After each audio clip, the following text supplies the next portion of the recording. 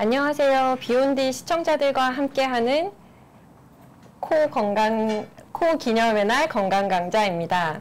저희가 오늘 말씀드리려고 하는 내용은 코 건강을 위협하는 계절, 코의 날 기념 코 건강 비밀 대공개, 알레르기 비염 편인데요. 오늘 이 시간을 위해서 지금 굉장히 유명하시고 이제 또 환자들 잘 보시는 교수님 두 분을 모셨는데요. 한번 소개 좀 부탁드려도 될까요? 안녕하세요. 저는 한림대 강남성심병원 이비인후과에 있는 박상철이라고 합니다. 네, 안녕하세요. 저는 인하대학교 병원 이비인후과에 근무하는 이비인후과 전문의 박만준입니다. 그리고 저는 이제 좀 사회도 약간 하기는 하겠지만 저도 지금 세종 충남대학교 병원의 이비인후과에 근무하고 있는 박수경입니다. 만나서 반갑습니다. 네, 만나서 반갑습니다. 저희가 지금 오늘 말씀드리려고 하는 내용이 알레르기 비염에 관한 것인데요.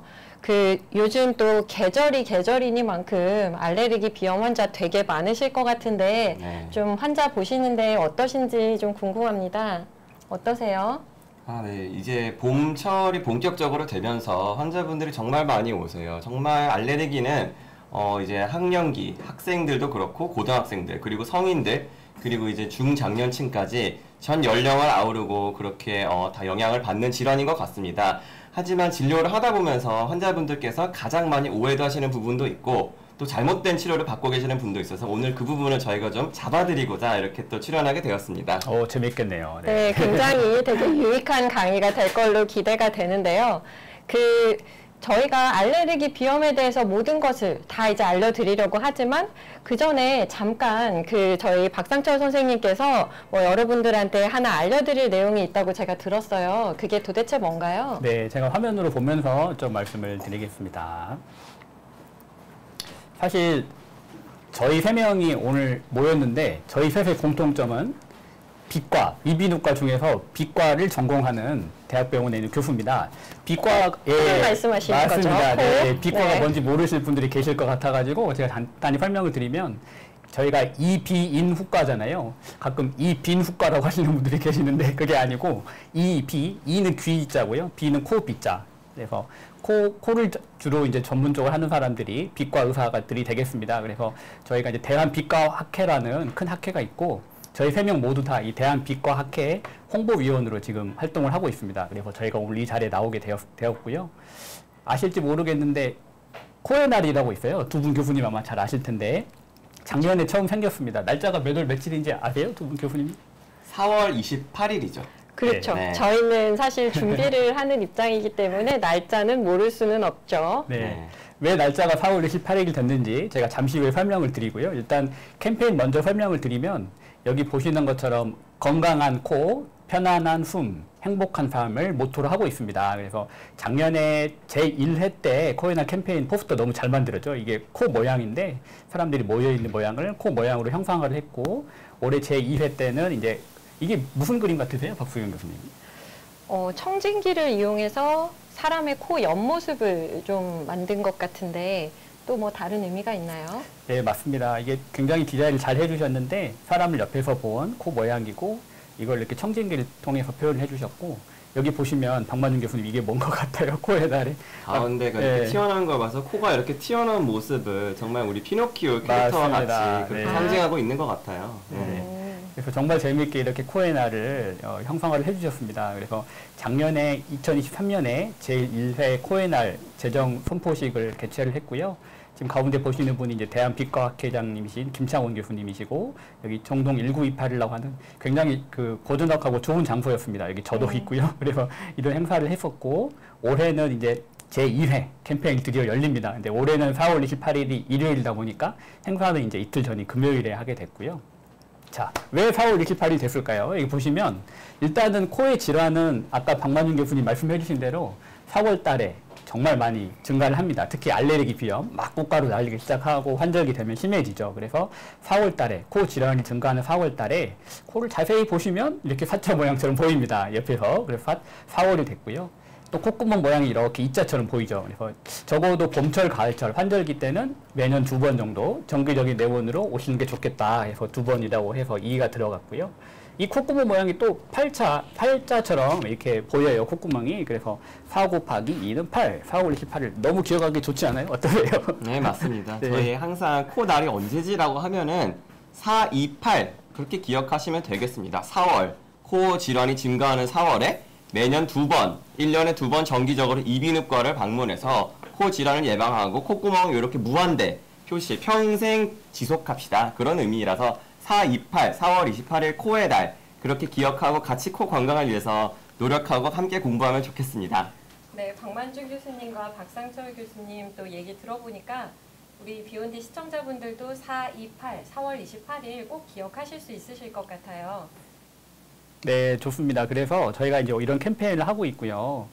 예, 이런 퀴즈 이벤트도 하고 있습니다. 아마 두 분 교수님도 참여하셨을 것 같은데, 그죠? 이게 대한비과학회 홈페이지 들어가 보면 네. 이런 초성 퀴즈가 있어요. 이게 답이 너무 쉬운지 모르겠습니다. 초성 퀴즈. 키역, 이응, 미응인데. 굉장히 어렵군요. 네. 지금 막 네. 들어오신 분들께서는 네. 이제 요거 총 소성을 맞춰주시면 저희가 상품이 있습니다. 그래서 그 어디로 들어가면 되죠, 교수님? 요거 행사에 참여하기 위해서는? 예, 여기 제가 이제 주소도 링크를 해놓긴 했는데, 인터넷에 대한비과학회라고 6글자를 쳐주시면 그 홈페이지 첫 화면에 이와 같은 캠페인이 있고요. 여기서 초성 퀴즈 바로 가기 클릭을 하면 이와 같은 화면이 나와서 정답을 입력하시면 예, 음료 기프티콘을 추첨을 통해서 드립니다. 네, 많이 참여 부탁드립니다. 그래요. 많은 분들이 참여하시고 또 커피 쿠폰도 많이 받아가셨으면 좋겠습니다.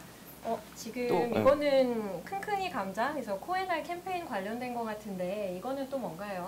예, 코에나를 맞아서 이제 인스타툰 만화를 또 재밌게 그려주셨습니다. 아마 많은 분들이 보셨을 텐데 굉장히 유명하신 작가님이시죠? 감자. 네, 실제로 이제 연재하고 계신 걸로 알고 있는데요. 예, 맞습니다. 네. 그래서 인스타그램에 이렇게 재밌는 만화를 올려주셨고 만화도 보시면 굉장히 재밌어요. 코가 막혀서 정말 힘들다. 코가 무슨 일을 하는지, 왜 날짜가 4월 18일인지 이 감자가 캐릭터가 잘 설명을 해주고 있습니다. 그래서 이것도 마찬가지로 인스타그램에 검색을 해보시면 보실 수 있으세요. 한번 재밌게 잘 봐주시면 좋겠습니다. 그러면 이제 그 코의 날에 대해서 이제 자세하게 설명을 좀 해주셨고 저희가 오늘 말씀드리려는 내용에 대해서 좀 얘기를 해보려고 하는데요. 그래서 오늘 저희는 뭐에 대해서 얘기를 할 건가요? 지금 보시면은 3가지 질환, 병 이름이 써 있죠. 우리가 제일 흔히 저희도 그렇고 어쨌든 이제 특히 이제 개인 의원이라든지 이제 1차 이비인후과 의원을 방문해 주시는 환자분들께서 제일 많이 흔하게 오는 것 중에 하나가 비염, 그리고 우리가 흔히 부비동염, 축농증이라 그러죠. 부비동염이 있고 그리고 이제 감기 정말 흔하죠. 급성 비염이라고 합니다. 그래서 부비동염, 그 축농증 같은 경우는 아마 월요일에 있었던 저희 비욘디 라이브에서 저희 그 비과 학회의 이사님들께서 함께 이렇게 출연해 주셔서 설명을 잘 해주셨습니다. 그래서 저희는 오늘 이제 세 분이 교수님과 함께 비염 그리고 코감기에 대해서 자세히 이 두 개가 사실은 좀 겹치는 증상들도 있고 환자의 입장에서 내가 내 증상이 비염인지 감기인지 굉장히 헷갈리고 혼란스럽고 잘못된 치료라든지 그렇게 더 질환을 방치하게 되는 경우들이 있어서 진료를 하다 보면 좀 안타까운 경우들이 상당히 좀 많습니다. 그래서 오늘 그 부분들을 저희가 좀 정리를 해드리고자 준비를 해서 이렇게 말씀을 드리겠습니다. 네, 지난 월요일에 방송을 보니까 굉장히 많은 시청자들께서 알레르기 비염에 관심이 많으시더라고요. 질문을 굉장히 많이 올려주셨는데 그날 진행하시는 홍석진 교수님께서 애써 참으시고 답변을 오늘 다 금요일에 네, 들으실 수 있다고 해주셨습니다. 너무 많은 관심을 주셔서 이렇게 감사드립니다. 저희가 답변을 맞습니다. 드리도록 하겠습니다. 네, 그래서 알레르기 비염 편인데 지금 보시면 내용은 이제 알레르기 비염이 왜 생기는지부터 해서 증상도 알려드리고 또 치료는 어떻게 해야 되는지를 알려드릴 거고요. 그 다음에 사실 알레르기 비염 있으신 분들이 코피도 또 자주 난다고들 많이 오세요. 왜냐하면 콧물이 많으니까 이제 계속 풀고 재채기하고 하시면서 코피가 자주 나는데 저희가 양념처럼 코피도 하나 살짝 알려드리도록 하겠습니다. 네. 그래서 지금 제가 얘기를 해드릴게요. 그래서 알레르기 비염은 왜 생길까요? 이렇게 저희가 얘기를 하는데요. 유전적인 요인도 있고 환경적인 요인 2가지 모두 다 관련이 되어 있는데 여기 보시는 그림처럼 실제로 부모의 알레르기가 아예 없는 경우에서부터 한 분만 있는 경우, 그 다음에 이제 2분 다 있는 경우에 따라서 자녀의 알레르기 성향 빈도가 굉장히 차이가 많이 나는 것을 볼 수 있습니다. 그래서 실제로 이제 알레르기가 좀 있으신 분들은 본인의 이제 또 부모님들이 있으신지 없으신지 한번 또 알아보는 것도 괜찮을 것 같고요. 알레르기 비염이 생기는 거는 그래서 아까 말씀하신 대로 유전적 요인은 제가 앞에서 말씀을 드렸고, 환경적 요인으로는 이제 알레르기를 유발하는 물질들에 자꾸 노출이 되면 좀 자주 생기기 합니다. 그래서 보시는 바와 같이 뭐 진먼지, 진드기라든지 아니면 바퀴, 곰팡이, 꽃가루, 뭐 애완동물의 털이라든지 뭐 비듬 같은 게 여기에 해당이 되겠고요. 아쿠아인자는 요즘에 이제 좀 많이 좀 이것 때문에 사람들이 고생을 하고 있는데, 대기오염이라든지 뭐 미세먼지, 담배 연기, 그리고 또 감기, 호흡기 감염, 그리고 차가운 공기도 악화를 시키는 그런 원인 중에 하나가 될 수가 있고요. 자극성 있는 가스라든지 급격한 온도나 습도의 변화도 알레르기 비염을 더 악화시킬 수 있게 되겠습니다. 이게 보니까 주변에서 굉장히 흔하게 볼 수 있는, 저희가 만나는 것들인데요. 그렇죠. 네. 그래서 우리 일상에 매일 있죠. 맞습니다. 네. 그래서 알레르기 비염이 그냥 일상에 항상 존재를 하고 있고, 특히나 이제 요즘에는 점점점 더 많이 있는 추세이기 때문에, 그래서 오늘 저희가 하는 이 프로를 더 열심히 지켜봐 주시기 바랍니다. 자, 이제 환자분들을 저희가 진료를 하다 보면은 제일 많이 물어보는 증상인 것 같아요. 제 증상이 이게 알레르기 비염이에요? 아니면 이게 감기예요? 이게 축농증이에요? 그런 걸 정말 많이 물어보시거든요.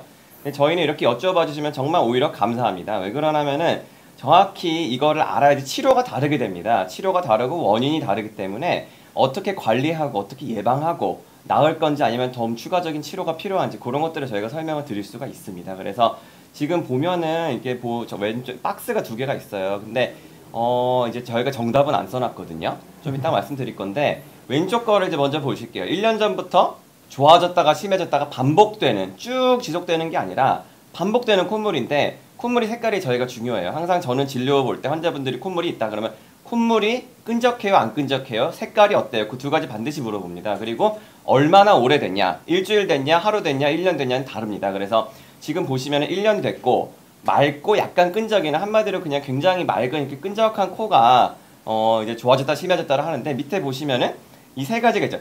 재치기랑 코막힘, 가려움, 이 3가지가 같이 온다는 거는 정답을 일단 말씀드리면은 알레르기 비염입니다.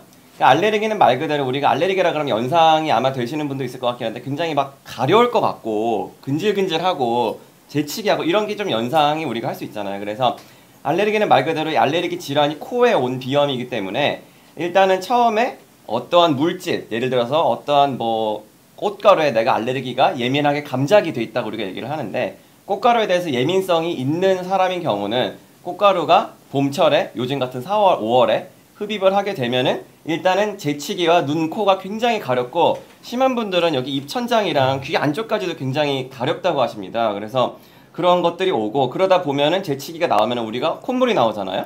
콧물이 있으면은 한 몇 분 뒤에 또 코가 점점 이렇게 부어 올라요. 그러다가 숨이 안 쉬어지니까 입으로 숨을 쉬고 굉장히 가렵고, 그게 이제 며칠 가면서 굉장히 환자는 잘 때 또 입을 벌리고 주무시고 굉장히 불편하죠. 삶의 질을 떨어뜨리고, 특히 이제 학생들 집중 못하고 학교에서도 그러면 입 벌리고 자고, 입도 건조해지고, 다음날 또 목도 인후통도 생기고, 여러 가지로 그렇게 좀 안 좋은 불편함을 초래하는 경과들이 생기죠. 그리고 오른쪽 같은 경우는 사실은 증상이, 우리가 보통 감기에 걸린다 그러면은 약간 열도 나고 일단은 몸의 컨디션이 좀 안 좋잖아요. 왠지 좀 식욕도 없고 속도 좀 안 좋고 피곤하고 그런 것들 있잖아요. 그래서 꼭 되게 증상이 비슷해요. 감기도 초기에는 말 그대로 콧물이 양상은 맑고 끈적한 콧물이 나오거든요. 그리고 재치기도 나오고 코도 막히죠. 냄새도 안 나고, 감기에 걸리면은 굉장히 증상이 비슷한데, 내가 목 여기 안쪽, 우리가 소위 말하는 목구멍, 인후통, 그러니까 그쪽까지도 아프고 머리도 좀 띵하고 아프고 뭔가 컨디션도 안 좋고 약간 뭐 으슬으슬 추운 것 같기도 하고, 그러면은 그거는 급성 비염, 감기가 되겠죠. 우리가 보통 감기라고 하는 거는 흔히 일반적으로 있는 상기도 위쪽에 우리가 코랑 이제 인후 쪽을 감염시킬 수 있는 바이러스들이 굉장히 많아요. 몇 년 전까지도 우리를 굉장히 괴롭혔던 코로나19라든지 아니면은 흔히 우리가 얘기하는 독감, 그게 인플루엔자 바이러스거든요. 근데 그 2가지 바이러스도 마찬가지로 우리 코에 가장 먼저 흡입이 되면 이쪽을 감염을 시켜서 급성 상기도 감염증을 일으켜요. 그게 보통 감기라고 우리가 얘기합니다. 그게 만약에 이제 독감, 인플루엔자 바이러스면은 독감이 되는 거고, 코로나 바이러스 같은 경우가 되면은 코비드19, 그 코로나19가 되는 거죠.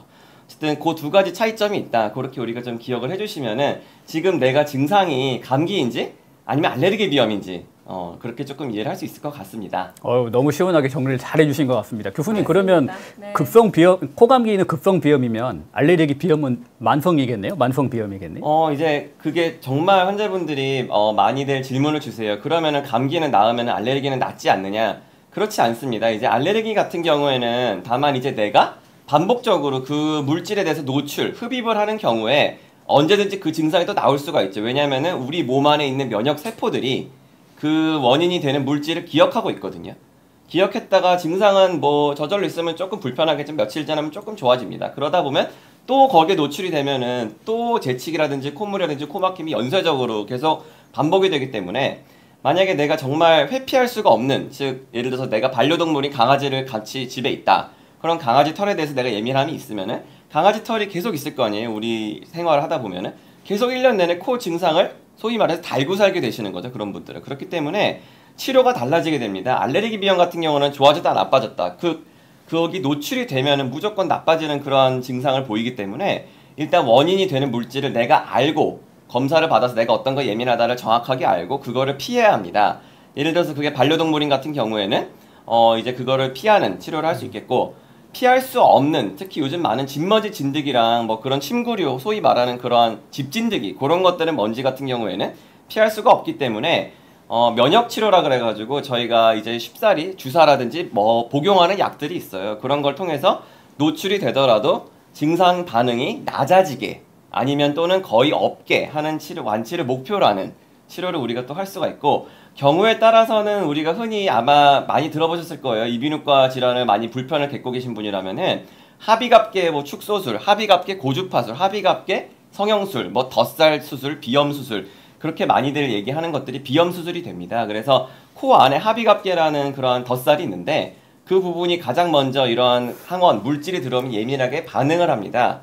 그래서 그런 것들을 조금 예민도를 낮추는 수술을 같이 우리가 증상이 조절되지 않으면 시행할 수 있고, 약물 치료로서 사실은 굉장히 1차적으로 조절이 잘 됩니다. 그렇기 때문에 알레르기 비염은 절대로 치료가 불가하지 않는다는 거를 꼭 말씀드리고 싶고요. 네. 감기 같은 경우는 뒷부분에 좀 아마 자세히 좀 치료에 나오죠. 대한 내용이 네. 아마 자세하게 좀 더 나올 것 같아서요. 네. 우리 박만준 교수님이 이게 워낙에 지식이 많으셔가지고 지금 설명이 너무 하고 싶으세요. 네. 그런데 조금 또 네. 뒤쪽으로 한번 넘어가 보도록 하겠습니다. 네. 예, 방금 말씀해 주신 것 중에 회피라는 말씀을 하셨었죠. 원인이 되는 물질을 이제 피해야 하는 게 알레르기 맞습니다. 비염의 제일 중요한 네. 치료 네, 1번입니다. 맞습니다. 그래서 제가 1번이라 써놨죠. 항원이라고 하는 건 쉽게 말하면 진먼지 진드기나 곰팡이 그리고 꽃가루 이런 애완동물의 털 같은 알레르기 비염을 일으키는 원인 물질을 저희가 항원이라고 합니다.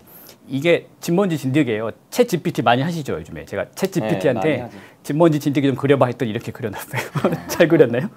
비슷합니다. 네. 그리고 네. 이거는 화장실 아마 되게 이렇게 곰팡이 까맣게 끼는 거 많이 불곰팡이라고 예, 그러죠. 불곰팡이 네. 이런 거 많이 보셨을 물때 거고. 끼고. 네. 이건 이제 요즘에 한참 많이 날리는 꽃가루죠. 그렇죠. 네. 이제 이런 것들을 피하는 방법인데 보통 이런 진먼지 진드기는 집에 카페트, 침구류에 굉장히 많이 서식을 하고 있습니다. 우리 눈에는 물론 안 보이죠. 이게 보이면 사실 굉장히 피곤할 것 같은데. 현미경으로 확대한 거죠, 교수님. 예, 현미경으로 네. 찍어보면 이렇게 뭐 이런 모양으로 눈에는 안 보입니다. 보입니다. 예. 보이지 않습니다. 그래서 그럼 이 카페트를 사실 치우면 좋은데 만약에 어쩔 수 없이 갖고 사야 된다고 하면 이런 방법들이 있어요. 침대 매트리스와 커버를 진먼지 진드기가 투과하지 못하는 그런 커버를 씌우시면 됩니다. 여러분 인터넷에 진먼지 진드기라고 검색하면 굉장히 많은 제품들이 판매를 하고 관리법이 있죠. 많이 나오죠. 네. 네. 굉장히 많습니다. 그래서 그걸 쓰시면 되고, 침구류를 세탁하는 게 중요한데 이게 찬물보다는 꼭 뜨거운 물로 해야지 진드기가 죽어서 없어집니다. 진드기가 열에 삶아야 약하기 되죠. 때문에. 네. 맞습니다. 뜨거운 물 꼭 삶으라고 말씀을 드리고,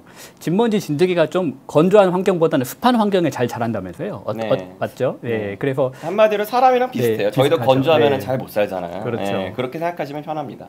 습도를 좀 낮추라고 되어 있습니다. 제습기나 에어컨 쓰시라고 되어 있고. 곰팡이 예. 같은 것도 이제 습도가 높으면 맞습니다. 또 이제 그렇죠. 많이 이제 노출이 네. 될 수밖에 여름철에 없기 많이 때문에, 끼는 이유가. 네, 습도는 너무 높지 않게 그렇게 맞습니다. 유지하는 게 좋죠. 그래서 집에 화장실에 곰팡이가 자주 생기나 봐요. 습도가 높아서. 네. 예. 진공 청소기 중에서 그 헤파 필터라고 있습니다. 이런 여러 가지 항원을 걸러주는 그 필터를 장착해서 쓰시는 것도 도움이 되고요. 마찬가지로 헤파 필터도 검색하면 굉장히 많은 제품이 있습니다. 사용하시면 좋고요. 애완동물 문제죠, 사실. 강아지, 고양이 키우시는 분들 정말 많이 오시는데 아까 보면 이제 질문도 올라오신 것 같은데 이따 설명드리겠지만 사실은 환자분들한테 원인 검사를 해보고 정말 강아지 알레르기, 고양이 알레르기 있으신 분들이 있어요. 비염 환자분들 너무 힘들어하시는데 그분들한테 차마 키우지 마세요라고 말은 못 드리죠. 가족이니까, 한 가족이니까. 현실적인 방법은 일단은 저는 개인적으로 이 추천을 드리는 방법은 침실에는 들어오지 말게. 밤에는 아무리 좋더라도 밤에는 좀 따로 주무시라 말씀을 드리고요. 수면 분리네요. 수면 분리, 네, 좀 안타깝지만 주무실 때 따로 주무시고 자주 씻겨주는 게 좋고요. 애완동물 만지시고 나서는 꼭 손도 잘 씻겨주시고. 꽃가루는 사실 우리가 이제 완전히 없애기는 어렵기 때문에 일단 뭐 마스크 착용하고 다니시고 외출하고 들어오시면 손 잘 씻으시고 얼굴 씻으시고 밖에서 입으셨던 옷 잘 세탁해서 꼭 그리고 침실과 다른 방에 옷 보관하시고 이런 방법들로 하면 좀 조절이 되지 않을까 생각이 됩니다. 네. 생각보다 어렵지 않습니다. 관리하는 네. 방법이. 맞습니다.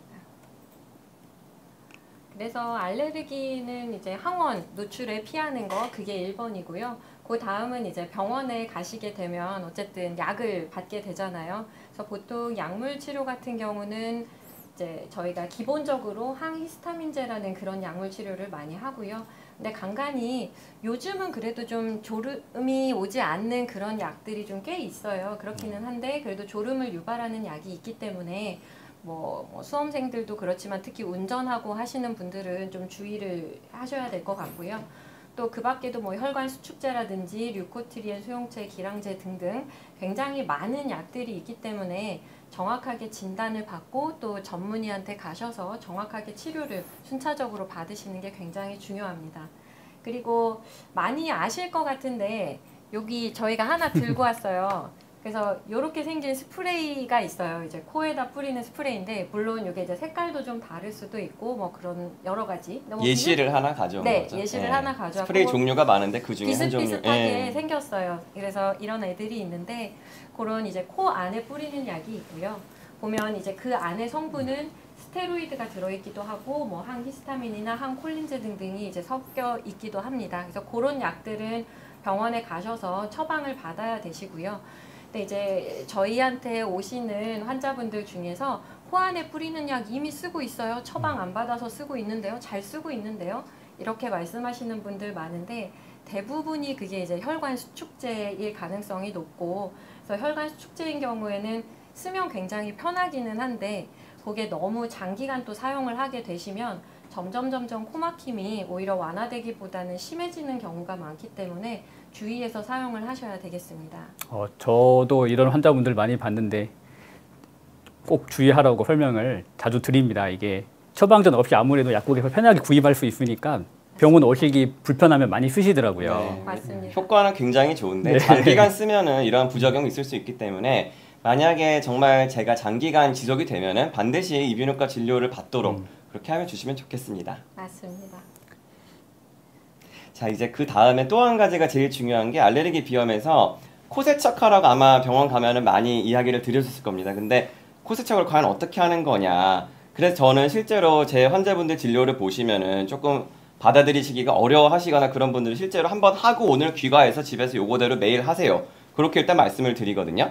그래서 지금 보시는 사진대로 코 안으로 이렇게 튜브 같은 우유팩 같은 그런 데다가 이제 가루라든지 상용화된 제품들이 많이 좀 있습니다. 이제 거기에 손쉽게 물을 타고 그 미지근하거나 어쨌든 미온수라 그러죠. 그래서 저는 그냥 아침 저녁으로 우리가 양치할 때 항상 같이 해라 세면대에서 어려운 일은 아니잖아요. 그래서 그렇게 얘기를 드리는데 그 지금 모의 환자께서 여기 보시다시피 세척 중에는 아 소리를 내면서 입으로 숨을 쉬면은 코건물이 세척된 게 반대쪽으로 나와서 한마디로 안에 있는 알레르기 물질들을 씻어내주는 겁니다. 그렇게 이해를 하고 세척 직후에는 귀가 먹먹하다고 하시는 분들이 있는데 이 압력이 너무 세면은 코랑 귀를 연결하는 관이 있어요. 그 관으로 물이 조금 들어가서 그런 불편함이 있을 수 있기 때문에 압력을 세게 하기보다는 이따가 말씀 주시겠지만 많은 양 우유팩 한 표 보통 그 정도거든요. 조그만 우유팩 그 정도로 이제 한쪽 코에다가 할 수 있도록 그렇게 우리가 관리하는 겁니다. 그래서 양치 하루에 2번 한다고 우리가 좌절하지 않잖아요. 그렇듯이 코 건강을 위해서 가장 쉽고 가장 안전하게 할 수 있는 일은 코 세척이 되겠습니다. 의외로 요즘에는 코 세척에 대해서 미리 알고 맞습니다. 질문하시는 분들도 많고 그냥 일상에서 같이 하시는 분들도 꽤 있어요. 네. 그래서 실제로 한번 그러면 어떻게 하는지 저희가 한번 볼 수도 있을까요? 저희가 영상으로 준비한 게 영상을 또 있습니다. 준비를 네. 네. 그래서 한번 영상을 보면서 소리는 안 나오는데 제가 시간 관계상 보면서 말씀을 네네. 백문이 불여일견이죠. 한번 보시죠. 이게 맞아요. 일단은 네. 자세가 약간 앞으로 숙여야지 우리 그 코 안에 있는 동굴들이 있는데 그게 효과적으로 이렇게 액체가 닿게 됩니다. 그 안에 있는 것까지 씻어주고 분비물이라든지 붓기를 완화시켜주기 위해서는 고개를 아까 말씀드린 대로 숙이고 세척기구를 넣고 압력을 너무 세게 하지 않고 약하게 해서 반대쪽 코라든지 뭐 입으로 뱉어도 좋습니다. 어쨌든 씻어내는 그 행위 자체가 중요하다고 저는 그렇게 생각하고 점막에 우리 코 안에 그 살들이 있죠. 거기에 이 식염수 물이 닿는 행위 자체가 중요하기 때문에 세척하고 나서는 도리도리해서 물로 빼주시고 이 상용화된 제품들이 많아서 굉장히 건조도 잘 되고 우리 그 젖병 그런 거라든지 아니면 일반 페트병처럼 굉장히 세척도 편합니다. 그래서 그렇게 관리해 주시면 되겠습니다. 저희가 원래는 이 좀 설명을 드린 다음에 질문을 받으려고 했는데 마침 올라온 질문 중에서 코세척에 관련된 질문을 해주신 분이 질문이 있어서 들어왔네요. 네, 하나를 먼저 보도록 하겠습니다. 정혜연님이 질문해 주셨는데 코세척을 아침 저녁으로 하고 있는데 수돗물에 가루약을 풀어서 하고 있는데 이때 꼭 증류수나 정수기물로 해야 되는지 궁금해하시는 것 같아요. 그러면 열심히 설명해 주신 우리 박만주 교수님. 사실은 이제 많은 분들이 물어보세요. 뭐 수돗물로 해도 되냐? 식염수 약국에서 그냥 생리식염수 사가지고 해도 되냐? 많이 물어보시는데 아마 가루약이라고 얘기하시는 게 뭐 아마 상용화된 제품을 말씀을 하시는 것 같아요. 그래서 일반적인 집에서 그냥 뭐 죽염 소금이라든지 소금으로 하시는 분도 계신데 사실은 이제 상용화된 제품이 나오는 이유가 그게 가장 편리하고 또 그 농도라든지 어쨌든 코 안에 점막들의 작용을 하는 점막들이 원래 기능을 회복할 수 있도록 돕는 물질들이 있거든요. 그런 이온이라든지 그런 것들이 있기 때문에 근데 이제 물을 어떤 걸 타야 되냐고 질문을 주셨어요. 근데 사실은 뭐 증류수, 정수기물 꼭 그렇다기보다는 증류수는 안에 이온들이 없어서 그런 이온들이 잘 풀어지지가 않습니다. 그래서 일반적으로 그냥 정수기물이나 뭐 수돗물도 괜찮은데 수돗물 같은 경우는 그 안에 배수도 환경에 따라서 오염물질이라든지 약간 오래된 배관 같은 경우는 녹물이 좀 있을 수 있거나 이물질이 있을 수 있기 때문에 정수기물로 하거나 아니면은 그런 미지근한 실온에 있는 생수병이라든지 그런 걸로 하면은 좀 바람직할 것 같고요. 또 한 가지가 고여있는 물, 즉 세균 감염 번식이 위험이 있는 그런 물로 하면은 오히려 안 하는 일만 못할 수 있기 때문에 반드시 고여있는 물보다는 흐르는 물로 하는 게 좋겠습니다. 맞습니다. 지금 코세척 저희가 동영상도 보여드리고 했더니 궁금해하시는 분들 되게 많으신 것 같은데 그러면 질문 하나만 더 받아볼까요? 뚱이님이 질문해 주셨는데 진짜 도움이 되나요? 하루에 몇 번 정도 하면 되나요? 그러셨는데 박상철 교수님 한번 얘기해 주실 수 있으세요? 보통은 하루에 한 번에서 두 번 권유를 하는데요. 뭐 시간 됐을 때 하시면 좋고 사실 코가 너무 막히거나 불편할 때는 횟수 좀 늘려도 되는데 또 그렇다고 너무 자주 하면 또 코에 있는 정상적인 조직들이 떨어져 나갈 수 있기 때문에 보통 저는 하루에 두 번 설명을 드립니다. 한 번에서 두 번. 네. 가장 쉽게 할 수 있는 방법이 횟수도 중요한데 매일마다 하는 게 중요한 것 같습니다. 꾸준히 하는 게 중요한 것 같아요. 매일마다 뭐 열심히 했다가 증상 좋아지고 또 안 하면 또 증상이 악화될 수 있기 때문에 양치도 매일 하잖아요. 맞습니다. 그런 거라고 생각해 주시면 될 것 같습니다. 지금 오타마는 댓글님이 하나 주셨는데 여기 좋은 지적이신 것 같아요. 알칼리스 우리 수영장에서 물 들어가면 굉장히 코가 맵고 따갑잖아요. 그렇죠. 실제로 거부감이 많은 이유가 그런 이유거든요. 근데 이제 제가 항상 말씀드리는 게 이 농도가 딱 코에 맞는 농도이기 때문에 굉장히 부드럽습니다. 실제 저도 감기 걸렸을 때 하거나 이제 저도 비염이 있기 때문에 하는데 굉장히 편합니다. 그렇기 때문에 항상 그렇게 설명을 드리고 해보라고 한번 말씀을 드리면은 대부분 집에 가서 하면 굉장히 편하다. 이것만으로 약 없이도 편하다 말씀을 많이 주세요. 그러니까요. 이미 잘 알고 계신 분도 많지만 또 모르시는 분들 위해서 또 이제 저희가 설명을 좀 드려봤습니다. 네. 그럼 다음으로 또 넘어가 볼까요? 네, 그래서 이제 이런 방법을 다 해도 불편하신 분들 계시죠. 그렇죠. 특히 코가 많이 막히신 분들, 그렇죠. 너무 힘들어하시는 분들 많습니다. 코로 숨을 못 쉬고 계시는 분들, 이런 분들은 이제 이비인후과에서 수술을 합니다. 많이들 수술하면 걱정을 하시는데 안전한 수술이기 때문에 걱정 안 하셔도 되고요. 네, 아까 제가 말씀드린 그 수술은 정말 국소 마취로도 맞습니다. 굉장히 간단하게 통증도 거의 없습니다. 그래서 마취할 때 주사 통증만 있는 정도죠. 굉장히 환자분들의 만족도가 좋은 수술인데요. 실제 제 환자분 보시면 이게 코안을 찍어 놓은 겁니다. 근데 보면 거의 통로, 이 합의갑기와 비중격 사이에 공간이 거의 없죠. 그래서 굉장히 수술 전에 항상 입으로 숨 쉬고 코를 골아서 늘 피곤하셨던 분이었는데 이 합의각기 수술을 하시고 나서 이렇게 코가 넓어졌어요. 이분이 태어나서 네. 처음으로 코로 숨을 쉬고 네, 있어요. 그 말을 들을 때 제일 보람되는 것 같습니다. 맞습니다. 정말 예. 네, 저희 그 코를 치료하는 사람들은 거의 다 마음이 똑같은 네, 것 같아요. 뻥 뚫린 코를 보면은 정말 그날의 피로가 다 가시는 느낌인 것 같습니다. 네. 맞아요. 그리고 면역 치료라고 있다던데요. 어떤 방법인가요? 아, 그쵸. 이제 거의 마지막을 향해 달려가고 있나요? 그 면역 치료라는 게 있는데 그 알레르기 비염을 사실 이제 약물이나 뭐 이런 게 아니라 근본적으로 치료를 좀 해보자 이렇게 해서 하는 건데 저는 뭐 어른들도 물론 할 수는 있지만 보통 이제 소아라든지 아니면 좀 어려서부터 이제 알레르기 비염으로 고생하는 친구들한테 좀 많이 권유를 하는데요. 그냥 쉽게 얘기를 하자면 그 내가 원인이 되는 항원이 있잖아요. 알레르기 비염을 일으키는 그런 원인 항원을 조금씩 계속 반복적으로 매일매일 주는 거예요. 그래서 결국은 그 내 몸 자체가 그 알레르기에 굉장히 이제 면역 관용이 생긴다고 하죠. 그래서 익숙해지게 만드는 과정인데요. 보통은 이제 설하, 그러니까 혀 밑에다가 이렇게 넣어두고 매일매일 투여하는 그런 이제 알약으로 된 형식의 그런 약이 있고, 근데 이제 또 그거 말고는 피부 밑에 약간 이제 저희가 요런데 피부 밑에다가 주사로 이렇게 투여하는 것들도 있습니다. 근데 사실은 제가 이제 환자들을 봤을 때는 한 1년 정도 하시면 증상이 굉장히 많이 좋아지시기는 하시고 또 경우에 따라서는 몇 개월만 해도 좋아지시는 분들도 되게 많은데요. 근데 실제로는 그래도 좀 한 3년 이상 이렇게 좀 유지를 하셔야 거의 한 반영구적으로 이제 나의 그 알레르기를 좀 조절할 수 있는 그런 단계가 된다고 저는 설명을 하고 있습니다. 어린이들도 안전하게 할 수 있는 거군요. 아, 그렇죠. 네. 네, 그래서 어린이들도 안전하게 많이 할 수 있고요.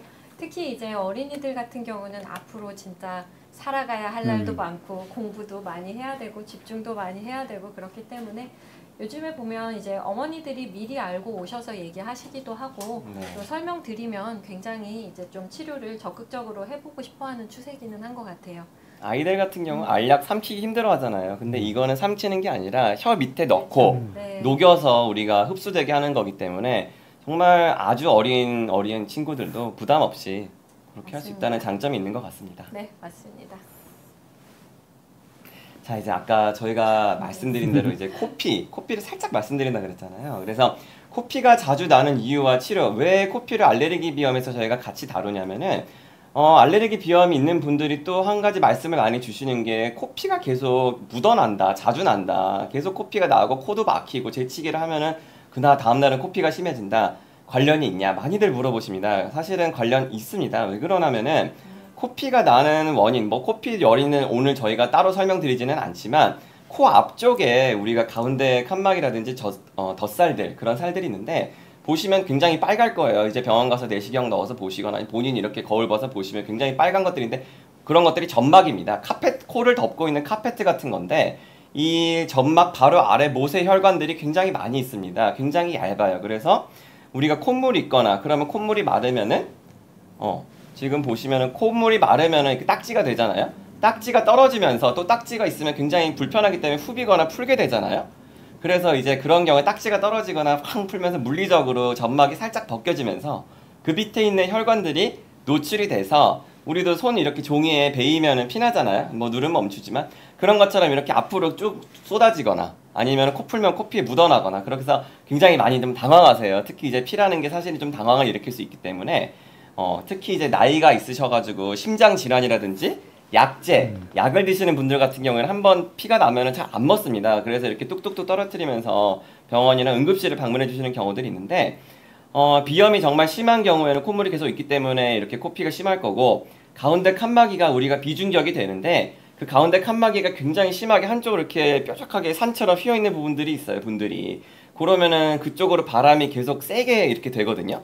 아까 말씀드린 대로 그러면 그쪽이 바람 때문에 이렇게 쓸려서 코피가 또 그 부분에 자주 나게 됩니다. 그리고 또 한 가지가 이거는 저희가 조금 뭐 사이드로 얘기를 드리는 거지만 코피 원인 중에 하나가 코 안에 종양, 혹이라 그러죠. 뭐 양성이든 암이든 악성이든 혹이 있을 수 있기 때문에 어쨌든 코피가 나면 일단은 이비인후과 진료를 반드시 한 번은 받아보시는 걸 추천드리죠. 원인이 원체 여러 가지가 네. 있기 때문에 사실은 진료를 한번 꼭 보시는 그쵸. 게 되게 네. 더 많다고 생각합니다. 또 한 가지가 이제 코피가 난 분들이 가장 치료를 이렇게 하지 않고 조금 다르게 하고 오셨으면 훨씬 더 좋았을 때라고 아까 안타까운 적이 정말 저희가 많잖아요. 진료할 때 보면은. 일반적으로 어떻게 오시죠? 그 거의 비슷할 것 같은데. 일반적으로 아마 세 네. 분이 교수님이 다 비슷할 것 같은데 지금 이렇게 저희한테 다 자세를 그쵸. 잡아보라고 하면 이렇게 할 것 고개를 같은데요. 들고 네. 여기를 이렇게 이렇게 잡고 받고 이렇게 오시는데. 오시죠. 이제 아, 휴지 맞습니다. 아니면 또 휴지랑 휴지 넣어서. 탈지면을 넣고 오시잖아요. 맞습니다. 네, 그럼 사실은 제거하게 되는데 그게 또 부서지잖아요. 휴지라든지. 그래서 저희가 좀 어떻게 집에서 만약에 코피가 앞으로 흐른다. 그러면 맞아요. 어떻게 하면 되는지 말씀을 드리면은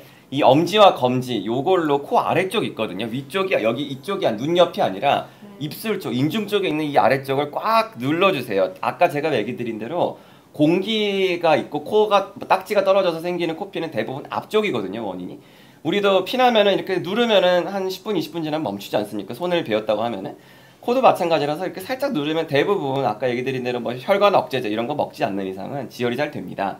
그리고 휴지로 안에 뭘 넣고 계시더라도 출혈이 많아서 손으로 꼭 같이 눌러주세요. 이렇게 지혈, 압력보다 더 높게 이렇게 우리가 눌러놔야지 하고 고개를 가급적이면 뒤로 젖히면은 피가 나는 게 뒤로 넘어가서 삼키거나 아니면 기도로 넘어가면은 살해가 들리거나 위험할 수가 있거든요.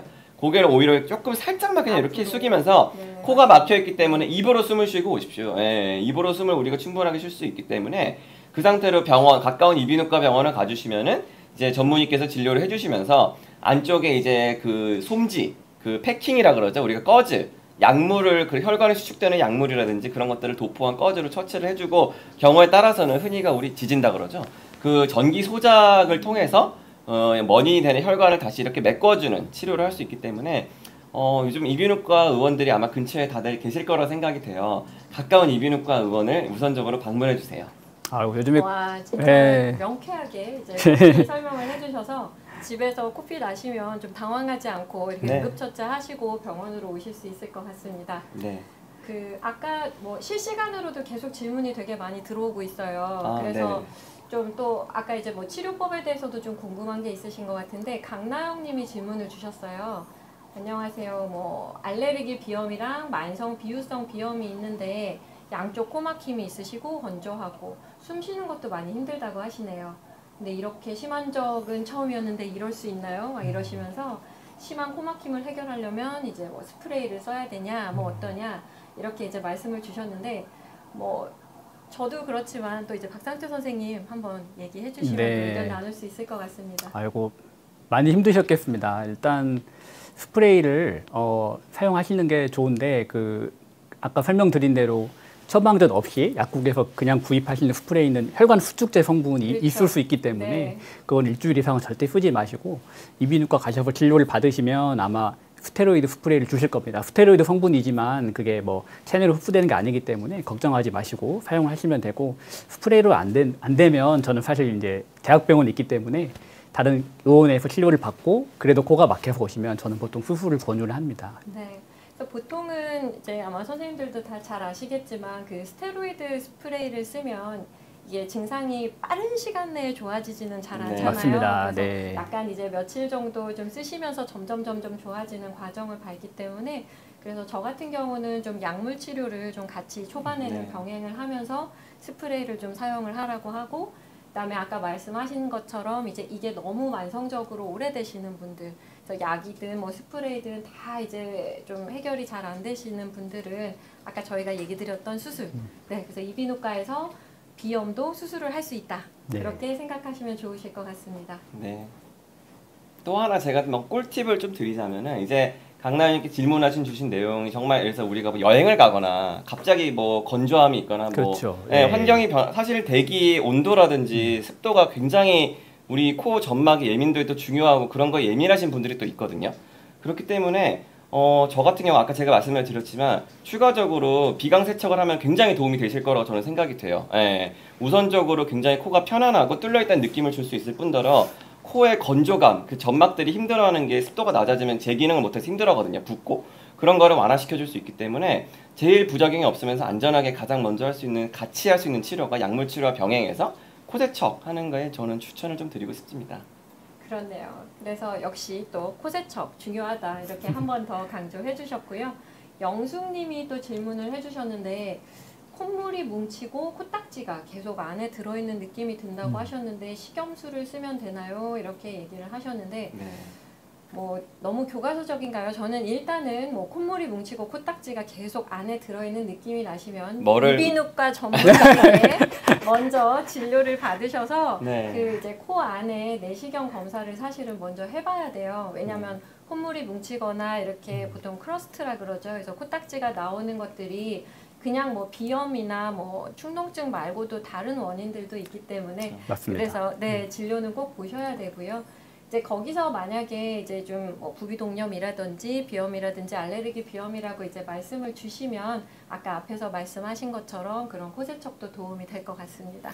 그러니까 이제 사실은 저희 세 분이 지금 다 코 전문을 진료로 대학병원에서 하고 있는 이제 이비인후과 전문이잖아요. 그러다 보니까 이제 질문하신 내용을 보면 가장 먼저 사실은 콧물이 뭉치고 코딱지가 안에 있다. 그러면은 알레르기 또는 아니면은 이제 충농증. 충농증이 오래되면 노랗게 끈적하게 뭉치고 환자분들이 이제 불편하시기 때문에 코 안을 한 번은 내시경으로 좀 보고 이게 콧물이 양상이 어떤지 거기에 따라서 이게 충농증인지 비염인지 아니면 다른 건지 그런 거를 한 번은 진찰을 받아보시는 게 좋을 것 같습니다. 맞습니다. 결국 결론은 어쨌든 코가 불편하시면 코 전문의에게 오셔야 된다. 그걸로 결국은 또 이제 결론이 나게 되네요. 그렇습니다. 여기 보시면 행복한 토끼님이 굉장히 또 이제 아주 네. 좋은 되게 질문이네요. 좋은 네. 질문을 주셨어요. 저희가 보통 이런 질문 받으면 좋은 질문입니다. 이렇게 얘기를 많이 하는데 콧물의 색깔로도 병인지 여부를 알 수 있나요? 이렇게 이제 얘기를 하셨는데 어떠신지 좀 의견을 듣고 싶네요. 사실은 저 같은 경우는 진료할 때 처음에 이제 뭐 처음 오시는 환자분 같은 경우 꼭 물어보거든요. 콧물을 뭐 저는 굉장히 코를 관심 있고 코를 너무 좋아해서 코를 전공하는 의사지만 코를 좋아해서 네, 정말 코가 궁금하고 코가 좋아서 저는 코 전공을 했는데 콧물이 색깔이 가장 저도 중요하다고 생각을 해요. 왜냐하면 콧물이 정말 하얗거나 노랗거나 초록색이거나 갈색이거나 맞아요. 피가 섞이거나 거기에 따라서 우리가 생각해야 되는 다음 단계의 진료, 다음 단계 뭐 검사를 어떻게 하자, 어떠한 검사를 하자, 약을 어떻게 쓰자 이게 다 머릿속에 저희는 있거든요. 그렇기 때문에 저희가 좀 번거롭겠지만 자꾸 환자분들께 콧물이 색깔이 어떤지 끈적한지 얼마나 됐는지 이런 거를 아마 철저하게 물어보실 거예요. 가까운 이비인후과 전문의를 방문 주시면은 콧물의 색깔은 사실 굉장히 중요한 그런 어떤 힌트가 되기 때문에 콧물의 색깔은 진료하는 데 중요하다 그렇게 말씀드리겠습니다. 그래서 아마 뭐 꼭 일반적이지는 않은데 그 행복한 토끼님이 생각을 하셨을 때 물론 이제 이비인후과 의사한테 가서 보는 거 이제 굉장히 중요하지만 그래도 일반적으로 아까 앞에서 말씀해주신 것처럼 좀 이제 뭐 약간 누런 콧물이나 아니면 하얀 콧물이나 뭐 이런 것들은 부비동염이나 알레르기 비염이나 이런 걸 좀 예상은 해보실 수 있겠지만 정말로 뭐 피가 섞여 나온다든지 그쵸, 네. 아니면 뭐 끈적한 갈색으로 네. 뭐 이렇게 나온다든지 조금 그런 좀 특이한 색깔로 나오면 그거는 좀 정상적인 콧물이 그렇죠. 아니면은 네. 누렇거나 피가 섞이고 냄새나거나 네. 진료를 보는 게 좋습니다. 네, 그건. 그거는 네. 조금 주의하셔야 되기 때문에 진료를 꼭 보셔야 될 것 같습니다. 네. 그다음에 다음 질문을 받아볼까요? 뚱이님이 질문을 주셨는데 이것도 좋은 질문이죠. 그래서 언니가 맨날 이제 코 막혀서 고생을 하셨대요. 근데 20대 중반이 되면서부터 비염이 사라졌다고 하시는데 나이가 들면 증상이 좀 덜해지기도 하나요? 이렇게 이야기를 하셨거든요. 네. 저런 질문 많이 하시죠. 맞아요. 실제로 네. 그럴 수 있습니다. 뭐 나이가 들면서 면역 체계가 변하면서 증상이 덜해질 수도 있고 맞아요. 또 사실 환경과 굉장히 연관이 많기 때문에 환경 영향도 사실은 있을 것 뭐 같아요. 이사하시고 나서 증상이 좋아지시는 분도 계시고 오히려 더 네. 심해지시는 분도 계시고 그래서 결국은 어렸을 때 비염이 심하다고 해서 꼭 어른 돼도 비염이 심하다는 건 아니고 분명히 면역 체계나 주위 환경의 영향을 많이 받기 때문에 여러 가지 치료를 잘 받으시면 맞습니다. 또 수월하게 지내실 수 있을 것 같습니다. 질문 네. 20대 중반이 되고라 하셨잖아요. 그럼 보통 우리가 이제 우리나라에서 20대 중반 전까지는 뭐 학교 다니거나 대학교 다니잖아요. 네. 단체 생활을 하잖아요. 특히 이제 교실이라든지 아니면 뭐 기숙사, 교실 구석에 굉장히 먼지 많잖아요. 그렇기 때문에 먼지에 대해서 아마 알레르기 비염이 있을 가능성이 저는 오히려 굉장히 좀 있으실 것 같아요. 그래서 네. 사회생활을 하시면서 이제 본인 집에 회사에 깨끗한 환경에 좀 적응을 하다 보면 그렇게 되는데 단체, 특히 기숙사라든지 학교 유치원 아니면 이제 그런 단체 생활을 하는 학원이라든지 그런 데서 굉장히 그런 데 갈 때마다 증상이 있다, 달고 산다. 그런 분들은 오히려 한번 와서 진짜 내가 뭐 먼지라든지 그런 거 예민한지 검사하시는 게 좋습니다. 맞습니다. 그리고 또 특히 이제 언니니까 여성분이시잖아요. 그래서 여성분 같은 경우에는 뭐 예를 들어 임신이나 출산이나 아니면 menstruation 사이클이나 이런 거랑도 또 이제 영향을 받을 수 있기 때문에 그런 것도 한번 염두에 두셨으면 좋겠습니다. 네. 유리상자님 질문 한번 볼까요? 아침에 일어나면 코가 너무 막히는데 비염일까요? 교수님 어떻게 답변 주실 것 같아요? 아니 환자분들이 굉장히 이거 많이 말씀하시잖아요. 많이 아침에만 막혀요. 아침에만 네. 막혀요. 어떻게 네. 답변을 주실 것 같으세요? 저는 뭐 그렇다고 얘기합니다. 그래서 그렇다고 이제 말은 할 수 있는데 이제 뭐 왜냐면 아침에 일어났을 때 보통 갑자기 이제 내가 이제 자다가 이제 깨어나는 상황이잖아요. 그러면 이제 내 몸이 이제 움직이고 이제 또 몸이 활성화되는 시기이기 때문에 몸의 전체 이제 온도가 좀 달라지거든요. 이제 그쵸. 체온이 달라질 수가 있고 또 아니면 사람 같은 경우는 아침에 딱 일어나면서부터 잤던 침실이랑 그 다음에 딱 바깥에 나가는 곡이랑 이렇게 또 온도차 이런 맞습니다. 것도 있을 수 네. 있기 때문에 그래서 아침이나 아니면 유독 밤이나 요렇게 딱 그 시간대별로 이렇게 코가 막히시는 분들이 있어요. 맞습니다. 아니면 또 뭐 비주기라 그래가지고 또 네. 시간대별로 좀 이렇게 코가 점막이 부었다 안 부었다 부었다 안 부었다 할 때도 있는데 근데 실제로 저는 이제 저런 온도 변화 아까 저희가 앞에서 좀 악화 인자로도 말씀을 드렸는데 급격한 습도나 온도나 뭐 이런 거의 변화에 따라서도 또 비염이 유발될 수도 있기 때문에 뭐 일종의 비염이라고 저는 생각할 수 있다고 생각하는데 또 어떤 저 같은 네. 경우는 오히려 이렇게 항상 네. 저도 이제 비염 의심되는 환자분들 여쭤볼 때 아침에 막히세요? 밤에 막히세요? 이거 항상 물어보거든요. 1년 내내 언제 막히세요? 물어보고. 왜 그러냐면은 저 같은 경우는 이제 아침에 그러니까 보통은 코가 막혀서 일어난다지 아침에 일어나고 코가 막힌다. 보통 그렇게는 말씀 안 주셔서 막혀서 깨요. 새벽에 항상 이렇게 네. 많이 말씀 주세요. 밤에 그런 맞죠. 경우에는 그렇죠. 네. 보통 우리가 자는 환경이 침실이잖아요. 그러다 보면 아까 말씀드린 대로 진먼지 진드기가 침구류에 살거든요. 그게 사람 즉 포유류의 비듬이라든지 때를 먹고 살아요. 그 진드기가 네, 때를 맞아요. 먹고 살면 그거를 맞아요. 배설해서 거기에 우리가 예민하게 되는 건데 그 침실 환경을 한번 관리를 해보시라. 삶아서 이불을 빨아보시고 한번 관리를 해보시고 반려동물 털을 한번 제거하든지 청소를 샥 잘 해보세요. 그러면 치료하면 좋아지는 경우들이 상당히 많더라고요. 그래서 그렇죠. 네. 아침에만 심해지는 밤에 침대 때문에 이런 영향이 있지 않을까 한번 생각해봐야 될 것 같습니다. 코피 이야기를 또 해주신 분이 있으세요. 질문이 진짜 너무 많이 올라와서 이게 막 계속 밀려 올라가서 저희가 놓치는 질문들이 좀 있는데 코피로 병원 진료를 생각해 본 적이 없으신데 이제 뭐 집에서 이제 간단하게 지혈이 되셨겠죠 아마. 그래서 코피가 나고 지혈이 되어도 이비인후과 진료를 볼 필요가 있나요? 이렇게 질문 주셨는데 박상철 선생님 네. 어떻게 생각하세요? 뭐 정말 평생 딱 한 번 나면 상관이 없겠지만 저렇게 코피가 자주 나시면 자주 나면. 예, 꼭 오셔가지고 그죠. 코 안의 상태를 보시고 이제 근본적인 치료를 해야 된다고 봅니다. 뭐 비염이 있으셔서 코피가 자주 나면 비염 치료를 하면 코피도 자연스럽게 덜 나게 되는 거고요. 저는 보통 이제 소아 환자도 많이 보기 때문에 아이들 피난다고 많이 데려오시는데 아이들이 의외로 본인의 손으로 코를 많이 후벼 팝니다. 막 네, 그러면서 피가 많이 맞습니다. 나요. 그래서 맞습니다. 그런 생활 습관도 네. 잘 봐야 되고 결국은 증상에 맞는 응급처치도 중요하지만 기본적인 원인을 해결해야 혹시 다른 나쁜 문제가 네. 있지 않느냐. 그래서 맞습니다. 저희가 말씀드린 대로 1년에 2번, 네. 428, 428. 4월에 1년에 2번 대단하시네요. 영구적으로 여기서 또 무한대로 사이파를 진료를 보자. 연결해 그게 네. 코이나 네. 저희가 이렇게 말씀을 드리고 또 이렇게 맞네요. 설명을 드리는 또 이유가 되겠죠. 맞습니다. 네. 네. 다른 질문이 질문, 진짜 네. 너무 많아요. 어떡하죠? 2분밖에 안 남았는데 그러니까 이제 비염에 좋은 음식이 따로 있나요? 이거 좀 재밌죠? 네. 뭐라고 얘기해드리면 좋을까요? 저는 비염에 좋지 않은 음식은 있는 것 같긴 저도 그건 한데 알고 있는데 네. 그러면 좋지 않은 음식을 한번 말씀을 드려보면 보통은 이제 알레르기 같은 거를 좀 많이 유발하고 하는 뭐 밀가루라든지 아니면 인스턴트 식품이라든지 그런 게 알레르기를 좀 많이 유발하고 알레르기 비염도 좀 악화시키고 그런다는 얘기들은 이미 많이 나와 있는 걸로 네, 저는 알고 맞습니다. 있어요. 네. 그래서 그런 걸로 알고 있고 또 다른 거 뭐 있을까요? 예를 들어서 내가 알레르기 비염이 있다, 내가 환자다. 근데 알레르기 시즌이거나 알레르기가 심한 상태에서 당연히 맵거나 자극적인 거 먹으면은 가뜩이나 부어있고 좁아진 코에 콧물이 누구나 매운 걸 먹으면 생리적으로 많이 나게 돼 있거든요. 더 불편하겠죠. 그러니까 심할 때는 가급적이면 너무 자극적이거나 맞습니다. 매운 네, 음식은 맞습니다. 회피하시는 게 불편을 최소화하기 위한 방법입니다. 그렇죠. 그렇게 얘기를 드리고 나으면 드십시오. 이렇게 나으면 얘기합니다. 드십시오. 네. 좋은 방법입니다. 매운 맞습니다. 음식 네. 좋아하시는 분들 좀 슬퍼하시겠어요. 네. 조금만 참으시고. 네, 치료를 열심히 참으시고. 하셔야 돼요. 코 세척도 하시고. 그럼요. 네.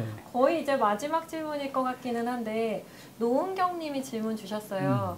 물 같은 콧물이 자꾸 흐르는데 그럴 때 관리 방법 알고 싶습니다. 이렇게 말씀 주셨는데요. 네, 알고 많이 힘드셨을 텐데요. 이게 전형적인 비염의 증상인데 저는 이제 많이 비염 증상이 심할 때는 미리 조금 증상이 저렇게 심해지기 전에 미리 약을 드시거나 뿌리는 약을 사용하시는 걸 설명을 드립니다. 그리고 이제 관리라는 게 결국은 평소에 예방하는 거잖아요. 그래서 평소에 꾸준히 코가 나빠지기 전에 코 세척을 정기적으로 하는 것 정말 추천드리고 싶습니다.